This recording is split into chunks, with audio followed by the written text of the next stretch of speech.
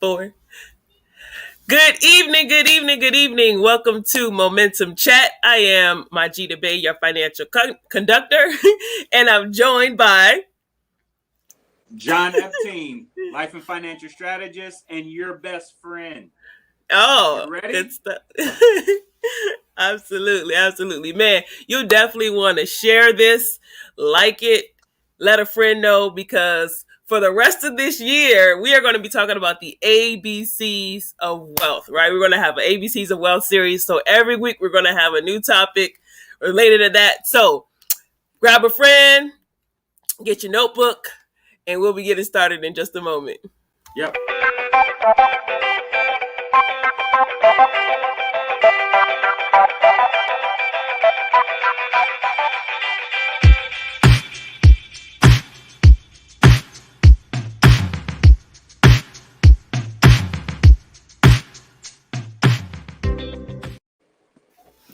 Good evening, good evening, good evening. Welcome again. This is Momentum Chat, and I am one of your hosts, Majida Bay, your financial conductor, joined by John Epting Jr., life and financial strategist, my mentor, my coach, and we're I talking about appreciate that.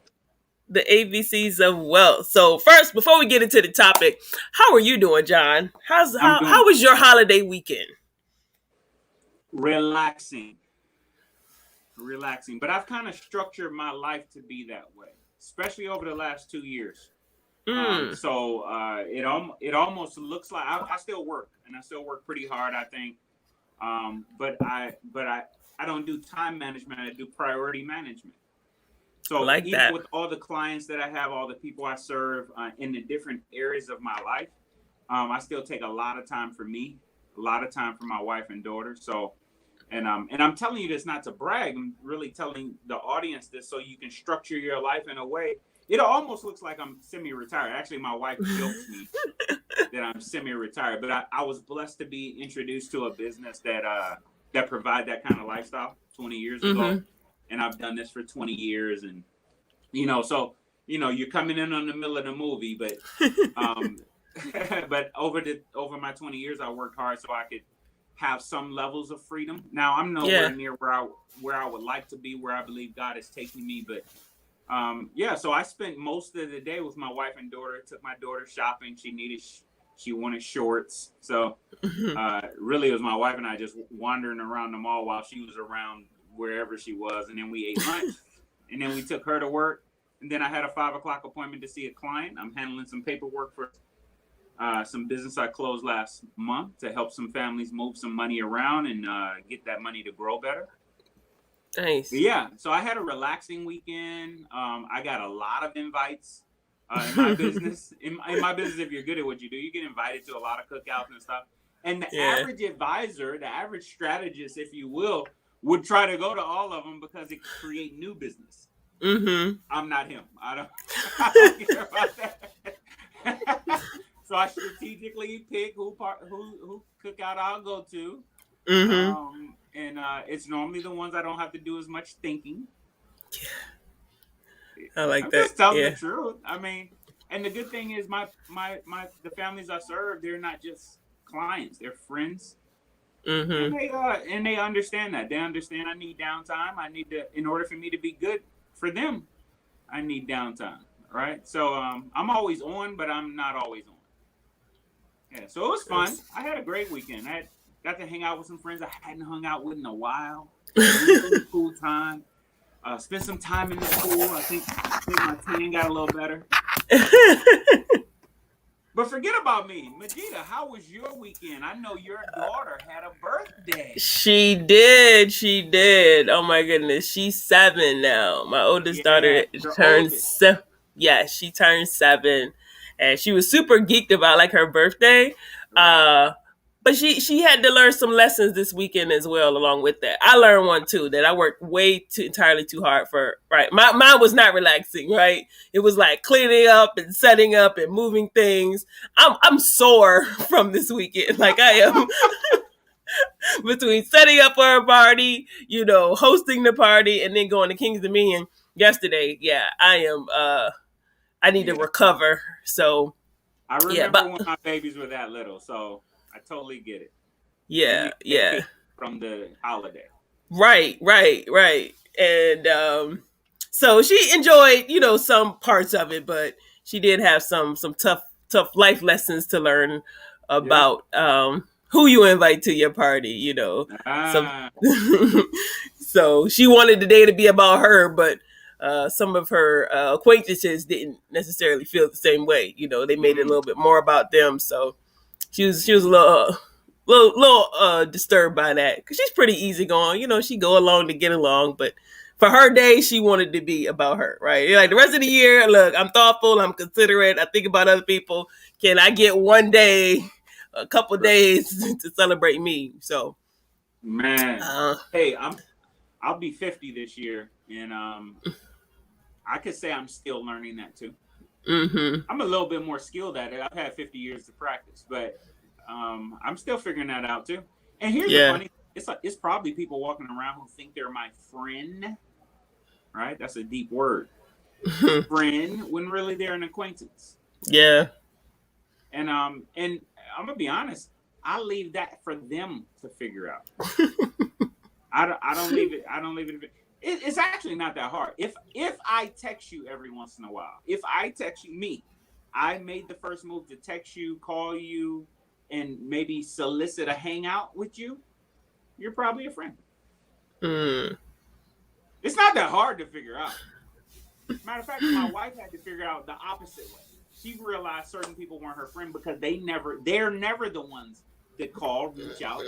You know what I'm talking about. yeah, You know what yeah, I'm for saying? So sure. some people are acquaintances, and hey, for Yabby and I, being an acquaintance of us is really good for you. So it's not that bad of a deal, right? And I'm not saying that in an arrogant way because we're just such loyal people. We're always there for people, right? If you Mm-hmm. reach out to us, right, we step up and shoot. It's people who I know don't care for me, but when the crap hit the fan in their life because they know I'm just real and I'm going to give them the information and the knowledge they need. I've had them reach out to me, especially over this last Yeah. 12 months. It was actually an interesting thing to see certain numbers come across my phone or see a or hear a certain name come across my phone. It's like, why would this person be calling me? Mm. Right? And I've gotten apologies. Oh I've wow. got it's crazy. Like, and sometimes they're like, I think they were expecting something different. And I was like, well, I mean, I really didn't take a whole lot of stock in that. mm. Yeah, they confessed of something, and I was like, and then somebody confessed of something. I was like, yeah, I forgave you right after you did it. A lot of stuff I chalk it up to immaturity. Yeah. You just ain't lived long enough. You ain't had it happen to you yet, right? So Mm-hmm. until it happens to you, right? And some people are so arrogant they think certain things are just never gonna happen to them. It's a funny thing. So your daughter's gonna learn over time. And here's Yeah. the advice I would give to you: allow her to learn it. Oh yeah. Allow her to learn it. Let her get her nose bloody. Um, we are learning that it's certain stuff we can't stop. We Yeah. not only we can't. Actually, I kind of have the power to stop it, but I shouldn't stop. Yeah. For Jesse to learn, just yeah, I think it's funny, we were talking to some friends about this and their child this weekend. Like Mm-hmm. certain stuff, we're always trying to shelter our children. We don't want our children to go through what we went through, right? And I sometimes I think we're doing them a disservice by not Yeah. allowing them to see, hear, witness, right? It's better that they see it and they see it with you instead of Yeah. after you. I actually while we were at Kings and Men, there was a couple rides where like my daughter was a little, you know, uh, reluctant about getting on. I'm like, you getting Okay, on, right? Like she okay, got like okay, she okay. saw the ride, like one of her friends, was like, let's go do it. So she like, but then she got to like near the top and she's like, wait a minute, I don't know. So it was funny. One of them they were on and they were in line, and then I just happened to come later because my brother and my sister were watching the baby.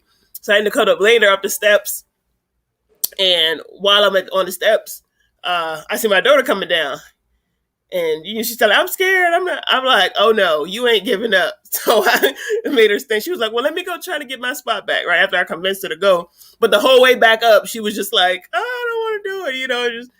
And then like as we were nearing the top, her friend was in the chute and was like, no, let me get. So she started to come back. I was like, nope, both of y'all going back up. And they went back up and they did it. And that was her favorite ride of the day, the one that she, conquered. And I was like, see, you got to like feel the fear and do it anyway. I'm having these conversations about courage and, That's good. Oh my God. But yeah, like, oh my God.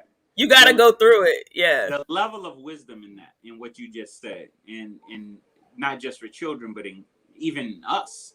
Yeah. Right. Your level of wisdom in that conversation right there is just incredible.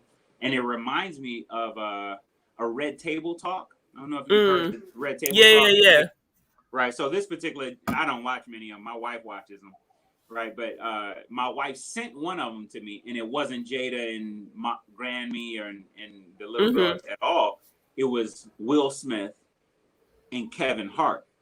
It was about parenthood. It was about fatherhood. Oh wow, yeah. And it was just, and part of what Will talked about was how he's the parent that makes you face your fears. Right. And I'm gonna tell you, once you face your fears, you actually live life differently. Not just in that area, right? When I first jumped, I was afraid of heights, hated going to the Sears Tower. My grandmother, actually my family that may watch this probably didn't even know this, but my grandmother used to work at the Sears Tower, right, which is now known as the Willis Tower. At one point, it was the tallest building in the world in Chicago. And we used to visit her. And it was funny. People want to go to the top of this thing, and yeah, okay, whatever. I wasn't all that thrilled about it, right? even though you're inside a building, right? If you went to a window, it felt, right? I had to jump out of planes in the Navy. First, I had to like hang from a helicopter, which is stupid, right? But then I had to jump out of planes. Okay, check this out. Scared to death. But you got to do it.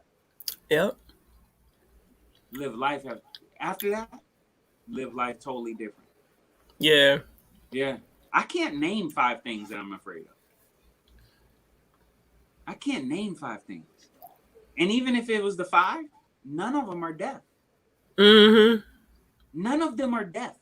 Isn't that crazy? Like, you just live life differently. So it translates. I tell you that because it translates in other areas of your life. So you helping her face here. I promise you, her gymnastics routine is going to get better. Because before she was a little timid about certain flips and tricks and blah, blah, blah. Yeah. Not no more. Because in her mind, man, I overcame that. This ain't nothing. Yeah. That's what I tell her. I'm like, girl, you do back flips and back tucks and round offs, all of this stuff. You're going that, right? You're in the chute, it's water, right? You can do this. So yeah. I was proud, super hard. I think that leads into our letter A today. Absolutely.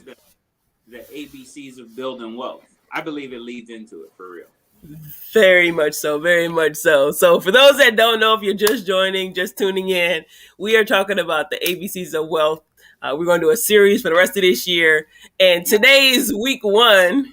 And as John has alluded to, we're talking about awareness and assessment. So when it comes to wealth, right, it's not just about your money, right? It's really about your mindset. So it is. Each week, our topic is going to deal with some tangible, but also some intangible principles.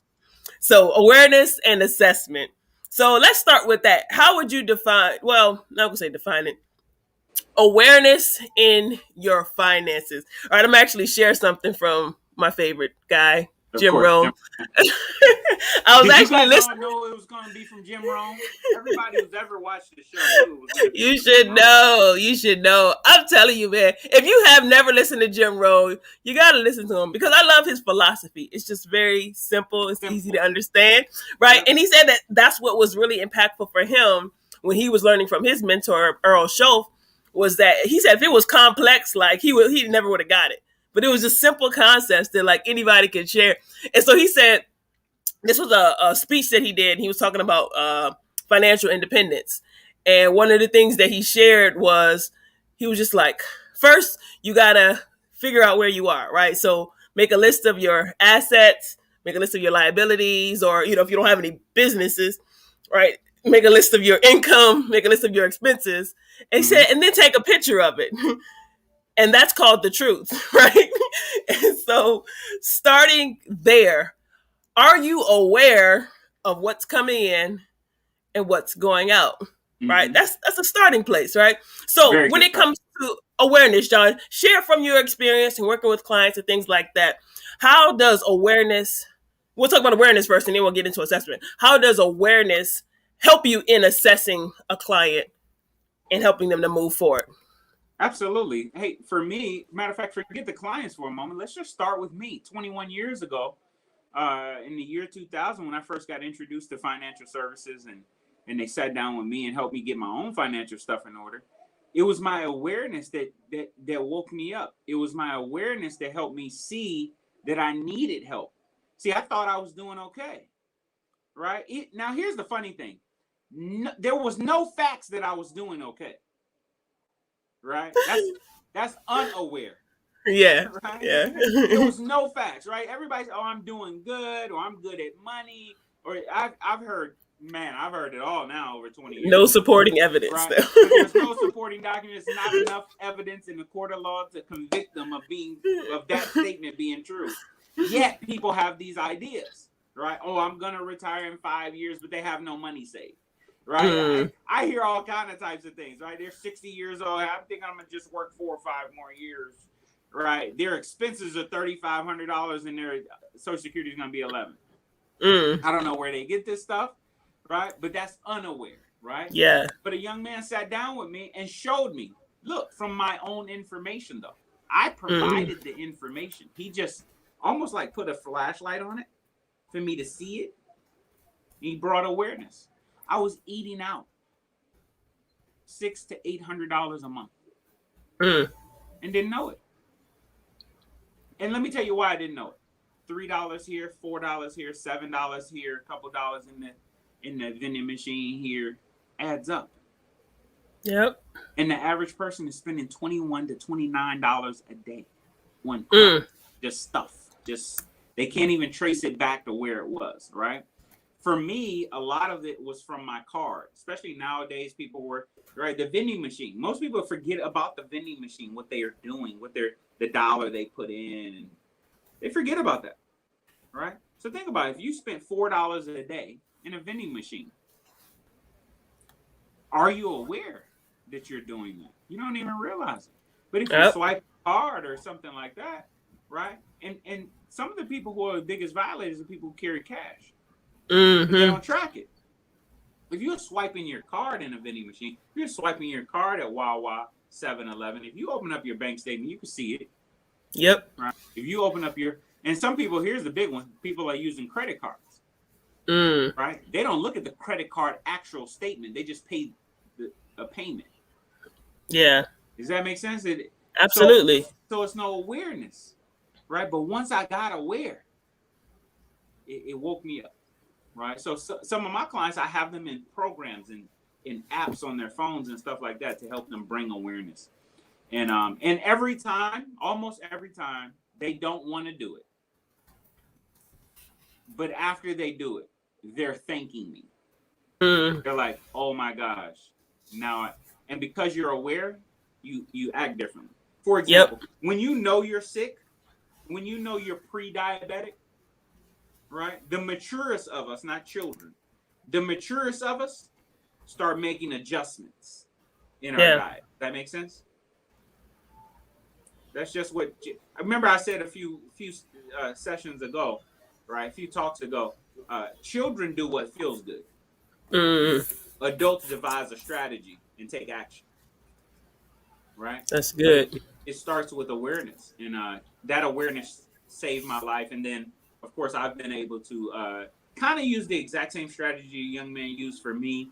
But now we have technology a little bit. We got a little bit more at hand now, so it becomes Mm-hmm. easier than he did for me. Good It stuff. Good stuff. totally changed our life, changed our marriage. Matter of fact, we're talking about money, Mm-hmm. but awareness in certain things when it comes to my wife and I's relationship. There were certain things I just didn't know about her emotional needs, right? Mm. And my emotional needs, right? So it bring about. I've committed to memory my wife's emotional needs, right? I have a list of 10, but I've committed to memory 5 of her emotional needs. So I'm conscious and intentional about those emotional needs and making sure they be met. On Yep. top of that, then her her and my daughter's love language, Mm-hmm. right? Committed them to mirror. Now we've learned over our 21 years together that those have changed, right? At one point, one's a priority, and then it changes. Right, quality time used to be a huge priority, right? Or no, let me take that back. When our daughters were little, acts of service was huge. Oh yeah. Then all of a sudden, now that our daughters are, they on their own really. Mm-hmm. Now it's quality time. Now it's my wife's has never been gifts, but those are. Mine neither. I'm saying awareness isn't just in one area; it's That's in right. all the areas, right? And Yeah. even being a dad of girls, as you know, man, bringing awareness to certain things, you get a chance to operate differently. Very true. Very true. That's good stuff. And I can share an experience as well. Just recently, I had a client that found me online. Right, it's some dude down, and sat down with her and her husband. Did an analysis, and I was able to share with them a tool where, um, on paper, they have discretionary income, like $1,200 in discretionary income, and they were like, it was a little scary when they first looked at it because they were just like, there were some like miscellaneous expenses that come up from time to time, Uh and huh. so just being able to show them a strategy to plan in advance for those things that you want to do, right? Mm-hmm. And so, bring it to their awareness, like the money's there. And this is something Jim Rohn also said from that speech I was listening to. He's like, the money's always there, right? But it's what you do with the money that makes the difference. And so showing them, all right, this is what you're doing with the money. And all you have to do is reallocate it to get it to work better for you. Reassess where it's going now so that you can put it where you want it to be, and plan in advance, right? You know Christmas comes every year. You know it. So you Same don't time. have to wait till December, right? Yep. You don't have to Same wait time. till November. It Same doesn't time every sneak up year. on us. Absolutely not. And so if you know that you plan to give your children a good Christmas, right? And this is something my brothers and I were talking about this past weekend on our show. The idea that, like, in order to achieve something, you got to have an obsession, right, with it. And some Absolutely. people, some people are obsessed, right? The same energy or obsession that you have to give your children a good Christmas or to give your children a good life, or to whatever the case may be, is the same energy that you can apply to your finances or to For your sure. marriage or to the relationships that matter to you. And so just assessing, all right, if I'm gonna go out of my way to give my children a good Christmas, no matter what the cost, right? If I gotta rack up a credit card, if I can invest that same energy in January and plan to put the money aside every month so that I can still do what I intend to do, but I can do it in a way that's not going to hurt me financially. So, That's assessing. yes, That's absolutely. assessing. Okay, you're aware that Christmas is in December. Okay, and you want to give your children a good Christmas, whatever that means. Mm-hmm. All right, now you assess what do I have to do to map that out, right? And actually, it's not that hard either, especially if you start planning in January, Very right? true. So these A's are not a big deal, right? But they're vital. Mm-hmm. If you don't, if first of all, if you don't bring awareness to yourself and your habits, matter of fact, you could bring awareness to certain parts, but it's other parts that if you don't bring awareness, you won't know in your assessment that you don't have the discipline to walk Mm. that strategy out. Yeah. Does that make sense? lot of times we see this in weight loss. Mm-hmm. Oh man, you brought you're aware that you're overweight, right? Right. And so now we need to assess, okay, what do we need to do? We need to lose this much weight. We probably need to focus on some what our visceral fat is, our body fat, right, percentage, BMI, all those types of things. Okay. Now we have a strategy. Now we say we set a goal.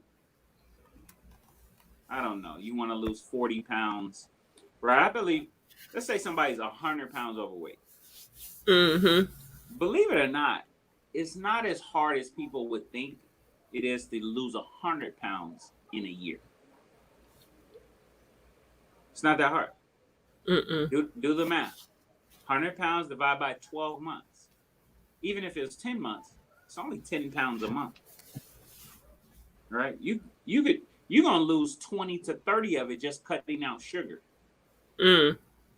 and then increasing your water intake, Yep. right?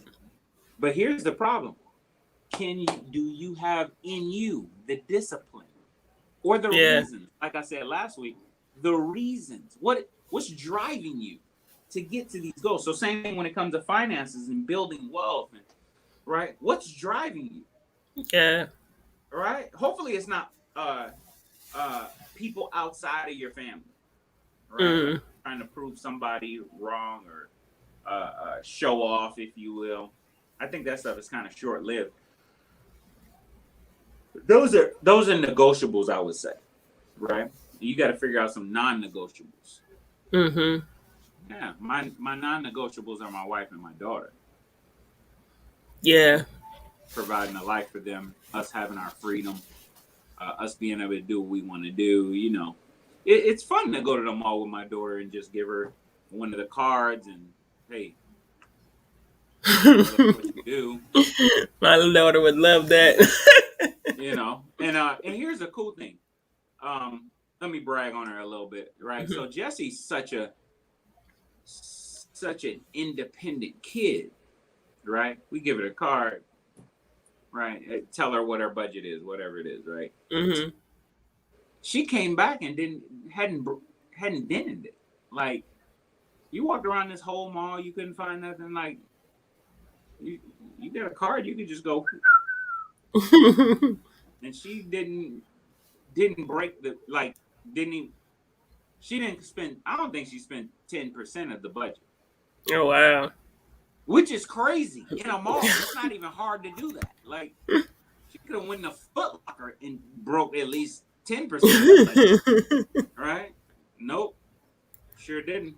And I don't know if that's because of the way we raised her and she understands financial discipline to a degree. Mm-hmm. I don't know. Maybe because she was homeschooled here in our office and she's sat in client appointments and listened to us talk to clients and help families with that stuff. I don't know if it's because she has her own job and she makes her own money and she understands the value of a dollar. Yeah. Because she does that. As I'm speaking, she's at work. She's at work Mm. at a restaurant, busting it right now in a kitchen.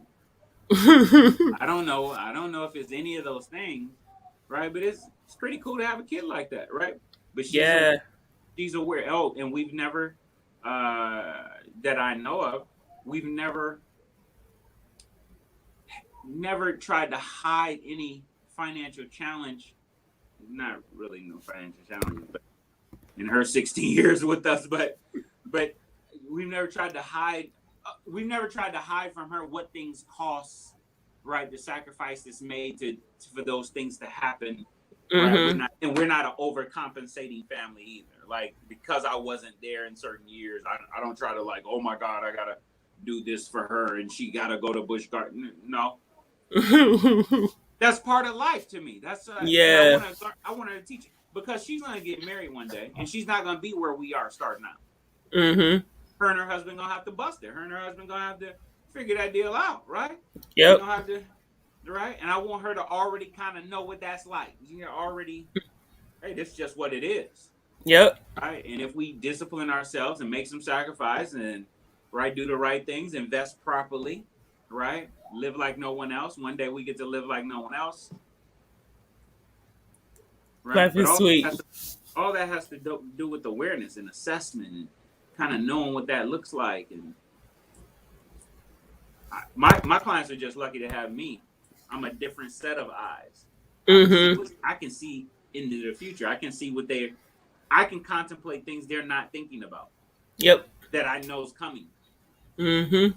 It's a funny thing. I did a financial analysis recently, and one of my questions on my financial analysis, I'm going through their budget and what they're spending every month, and I say, okay, you got a car payment? No. Okay, awesome. What's the year, make, and model of your car? And you could tell a pause. You can see a pause in people's face. Like Mm-hmm. they don't know. I'm realizing you're gonna buy a car soon, Mm-hmm. right? Especially if they tell you '03, '05, Mm-hmm. right? Da da da da da. You got how many miles a car got on it? 413. Yeah. Let me calculate this into it now, Yeah. right? So we're not coming up with because sometimes people don't think about that stuff. Hey, you And if buying they a haven't house? saved, yeah. If they haven't Yeah, saved to buy it cash, yep, you're gonna have a car payment. yeah, right. So let For me sure. instead of me beating you over the head and saying, "Hey, make sure you pay cash for all your cars," blah blah blah. People ain't doing that, Yeah. right? Or even better, hey, let's go buy an asset that could pay for the car, I right? love that. People ain't doing that. Oh, I love that one, right? But people ain't doing that, right? They right. Listen, it's getting ready to be my 50th birthday, and there's a lot of people like, man, John, you should go ahead and get that Aston Martin. Man, you should go ahead and get that motor coach. You should go ahead and get that 1971 Road Runner. Right? I just contacted a guy, 1971 Road Runner. He wanted $215,000 for Mm. it, and based on the stats and the hours, man hours he put into it and rebuilding it, and the engine that's in it right now, and the I can't even tell him it's not worth it. Mm. For real, for real. And part of that is me the sentimental of it. I was born Yeah. in 7, right? So probably 50,000 of it is that just the sentimental, right? For 215,000. Now I can buy it, right? But wouldn't it be better to buy an asset than to pay for it? Absolutely. Simple to Absolutely. me, right? But some people just don't think like that. They thinking of going to Navy Federal or USAA, getting a car loan for it. And that's why we want to bring awareness to our audience here about different ways to think about money. So as we're going through this series, I do want to share a couple other things that I had from Ron, right? Of course. And he says the money is always there, either to spend or invest. The difference in what you do with it is based on philosophy, not economy.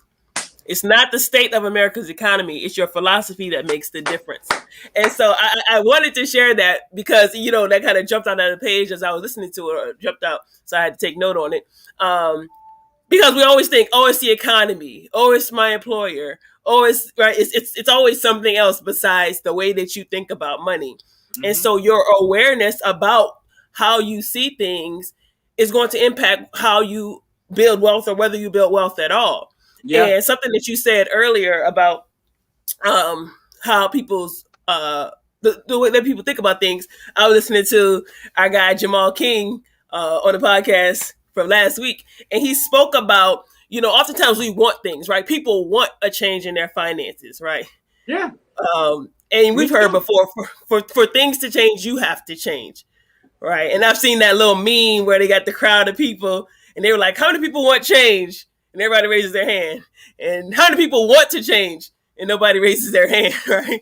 So for things to change, we have to change. And something that he spoke about was like, we often want things, but what the shift for him in achieving the things that he desired versus not was shifting from wanting to believing, right?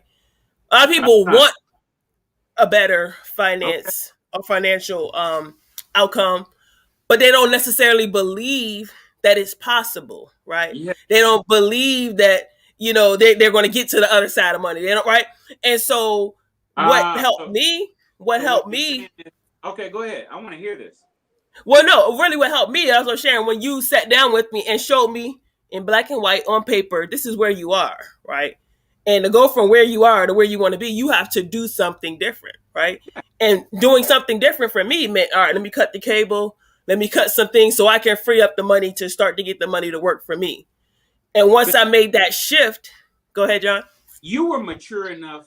You were mature enough that I didn't even need to tell you the changes you need to make. I mean, I threw some stuff in the air. You probably remember Like me just sell my car, yeah. car. I was pretty radical back then, uh, especially when it came to finances. Cause I hate debt, and you know. But you were mature enough. Think about that. 11 years ago, is that 11? 12. 12 years ago, you were Yeah. mature enough to figure out on your. I got 60-year-olds asking me, "How do you stop living paycheck to paycheck?" Huh? You live below your means. Mm. Like, why do you need to rent a place for $2,000? Matter of fact, operative's word right there was rent. Mm. You see what I'm saying? Right? Yep. But you were mature enough way back then to figure out on your own. Okay, this is what I can do. And those were, matter of fact, if you think back, those were really small adjustments, Yeah. but they made a huge difference. Absolutely. And most people think I got to do something big for it to. No, Right. big big decisions. If you want to change your life, make a big decision. Believe it or not, making a big decision doesn't mean the actual thing is big. Mm-hmm. It could be a small little adjustment. Hey, instead of getting up at 6 every day, 7, I'm gonna get up at 6:30. It's only 30 minutes, Mm-hmm. right? Hey, instead of me watching sitcoms, I'm gonna read a book. I'm gonna read scripture, Mm. right? Hey, a lot of people just want to. I get this call all the time. Hey, what you reading right now? Hey, what you? The last guy that called me, I told him scripture. Mm. I'm reading the book of James right now. That's what I'm reading, right? And some of you, oh, what? Yeah, all these books ain't nothing but scripture for real, if it's true. Right. You see what I'm saying? It's just some adjustments. So you can't credit me to your success thus far. I was just the guy to help you bring awareness. Right. And to that point, though, we sometimes need we often need, right? Not sometimes, we often need, right, somebody who's outside the picture to see the frame, right? Yeah, Somebody who's absolutely. You've heard outside me the say bottle. that. Yeah, yeah. Somebody who's outside the bottle to see the Outside the bottle. label. You can't read your bottle if you in the bottle. You can't read the Right. label, right? So you don't So even know true. what's in you sometimes. Mm-hmm. You can't read the ingredients because you in the bottle. And that's That's important. right. Think of it this way, Majida. You and I, as strategists, financial, life, whatever the case may be, all we really are, in order for me to give you a strategy, yes, Mm-hmm. we got to figure out where you are first.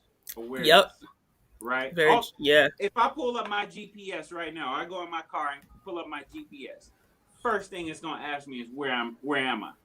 Actually, Mm-hmm. the car figured it out on its own. But if I pull up my Google Maps, it's gonna say from where, Mm-hmm. right? You got to know where you are first, right? Even That's scripture true. talking about counting the costs, assessing where you are. Nobody builds a house without first counting the cost, right? And that's what Yep. awareness is. And a lot of times, not sometimes, I think most of the time we need somebody else to bring awareness to certain things. I've had people bring awareness to my blind spots on numerous occasions over the last 20, 30 years, right? And I'm not gonna lie, you don't like it all the time. You don't like it, right? You don't. Come on, you don't like that. A question I've been asking people who I trust, care about. Matter of fact, I need to ask you this and then let you answer it. Hey, what is it like on the other side of me? That's a question I've been asking people. Hey, what's it like on the other side of me? I know what it's like to be me, Mm-hmm. but what is it like to deal with me? What is it like to have a conversation with me, to go to lunch with me, right? Matter of fact, now that I think about it, I need you to answer that question for me. Our friend, my man David, right? Quan. Oh yeah. I need to ask him. You don't ask any old goofball this. What the heck is wrong with you, right? But you ask people you trust who will tell you the truth, who right, but also people who got your best interests at heart, right? That they won't try to boost their ego in answering the question. Mm, You see what I'm saying? yeah. Yeah, but I've been asking that lady, hey, what's it like on the other side of me? And I would only Well. ask people who I respect their opinion too, right? Some Mm-hmm. people, I don't know why everybody in this world think we gotta respect. I gotta respect people's lifestyles. I gotta respect what they think. No, I don't have to respect it. I have to accept it, but I don't have to respect. Respect means you see value in it, and there's a Mm. lot of people walking around who ain't earn no respect because they ain't brought no value. I know it sounds, in our pansy world, sounds so harsh. Oh my God, what do you mean? Everybody's valuable. Is there any proof to that? Is there enough evidence in a court of law to convict them of being valuable? Mm. Because most people are only doing things for themselves. They ain't Yeah. contributed to nobody else. And then sometimes the people who they contributed to, they did it for selfish reasons, which still brings no value. Mm. If you only did things for other people to help you, that wasn't, you didn't do that for the greater good. Yeah. Yeah, you just didn't.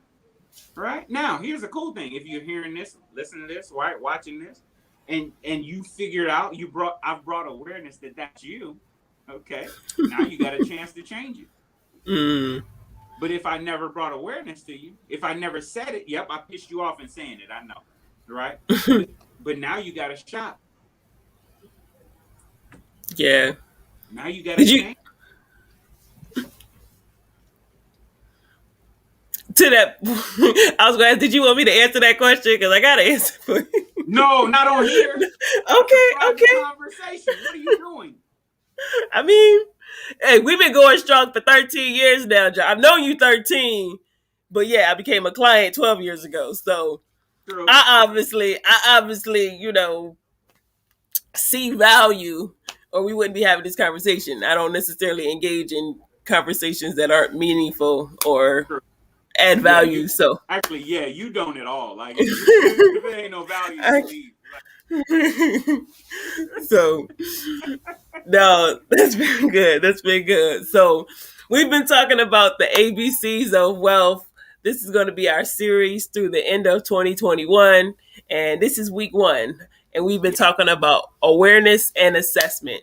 In order to build wealth, you got to have both the right mindset and you have to have the right actions. You got to take the right actions. And so we're going to be talking about the intangible and tangibles this month.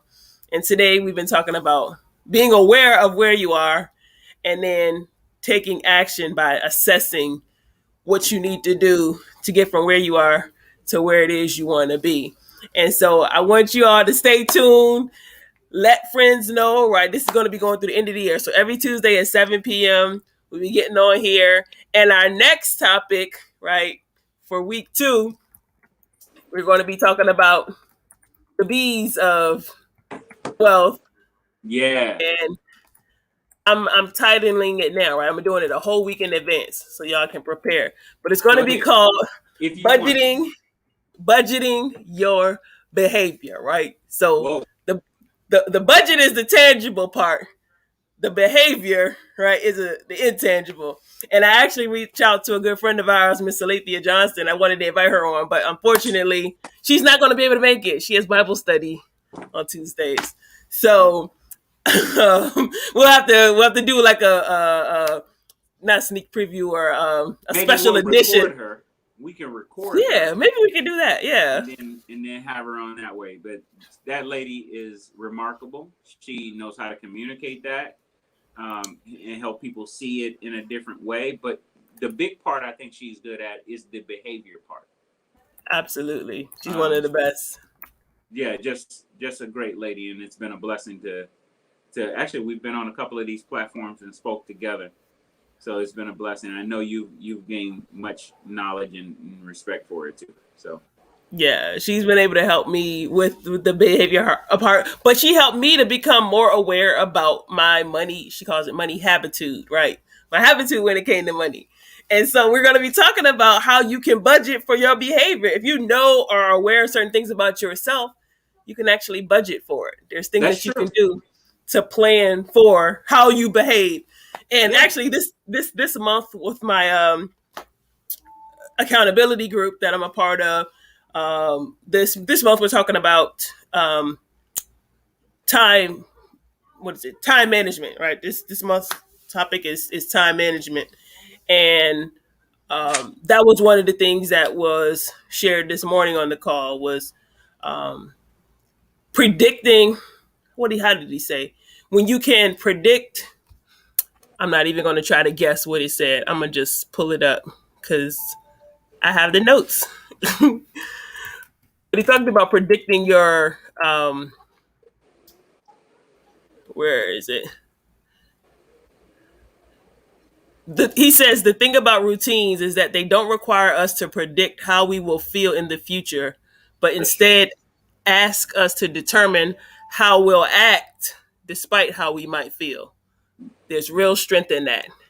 And Real. so the My wife and I practice that. Uh, I called it pre-siding. Sometimes you come to a situation you got to decide, right? And there were some situations within our family that we pre-sided how we decided up front, hey, if this is how it happens, this is how we're gonna respond. And if it happens this way, this is how we're gonna respond. good. Right. And I'm not telling you it always works that way, right? But what I will tell you is when you preside or when you how'd you say it again? Let me pull it up again. Oh my Lord, you forgot. It's okay. Right? When you kind of Decide or determine decide how you'll act despite how you might feel. despite how you may feel, when you do Yeah. that, let's fast forward 2 years, 5 years, 10 years from now, right? When that thing happens, right? Now you're not totally controlled by your feelings. Mm-hmm. It automatically comes back to you. I said, if it happened to me, I had to go, wait, I said that if this happened, I was going to Mm-hmm. do this, right? Yep. And fortunately and unfortunately, a lot of people were watching at the time. A lot of people were watching, right? And I'm a leader, right? So that's a big one, right? How you gonna respond now? Okay, so and it saved us. It saved and it strengthened us. It strengthened our Mm-hmm. family. We were able to go through a very, very, very, very tough situation. You know, I think much easier, much more joy. Still painful, but all because I believe we pre-sided. So I'm looking forward to next week, right? Because maybe we could coach some people on how to, a good one is some people like to spend money when they feel bad, when they feel down, Mm-hmm. right? Yeah. They have a shopping emotion thing, right? Retail Plan therapy. if you already know that, plan ahead for it, Mm-hmm. right? I like to reward myself when I hit a goal, right? So last month I hit a goal, right? I'm gonna reward myself. Now I haven't figured out how I'm gonna reward myself. I thought I wanted this particular thing, and it's like, no, I don't want that, right? But I'm gonna still reward myself, right? Actually, I'm gonna reward myself tonight. I'm gonna actually have a steak dinner after this. No joke. And I'm not even going out somewhere. My wife is gonna do it for me. My wife's an incredible cook. I'm gonna have me a nice size ribeye. I'm not going crazy. I'm not gonna do a 24 ouncer, but it's a decent size ribeye and some. Don't look at me weird, but I like broccoli. I'm gonna have a bunch of broccoli and some sweet potato, and man, it's about to go down. Matter of fact, let's hurry up and get off of here because I told her uh, to start cooking at 8 p.m. all Eastern right. Standard Time. Good stuff. Good stuff. Well, we don't want to hold you up from that rewarding No, dinner. no, no. But it's fun to do this with you. For one, I think we have just this incredible relationship. Love your family, love your mom, love your dad, love your brothers, love your Yeah. sister and her family. And then we get to share the things that we've experienced over our 13 years together, my 30 years at entrepreneurship and all those types of things. And I Mm, really hope this thing just helps somebody, even if it just helps them think a little bit different, or change your perspective that can elevate them and move them to a different level. That they don't think like a victim, but they're a mm, victor. Um, absolutely. That's and that good. and I think that's fun for us. And next week is definitely going to be one of those weeks that you do not want to miss, because budgeting Sure. your behavior is so vital to Yeah. building wealth. And I'm not even going to say I'm wealthy. I'm probably rich, but I'm wealthy. I don't know about that part, but I'm not writing enough building, checks yet. I'm not signing enough checks yet, right? To you be know what I'm wealthy. saying? Until I got somebody rich working for Working me, for you.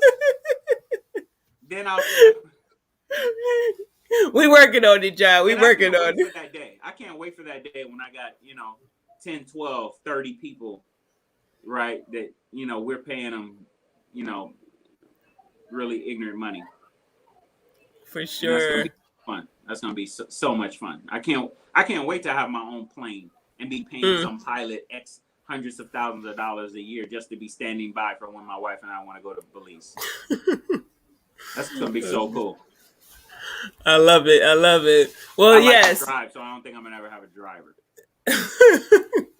I will definitely have a chauffeur because I like to work when I'm right. I got to use right, turn my car into a mobile classroom. So the sooner I can get a Yeah, chauffeur, that's actually really smart. But hey, I like to be productive. I like getting yeah, stuff done, and yeah, in lieu of me taking the chance and trying to do it while I'm driving, I'd rather just have a yeah, driver. yeah.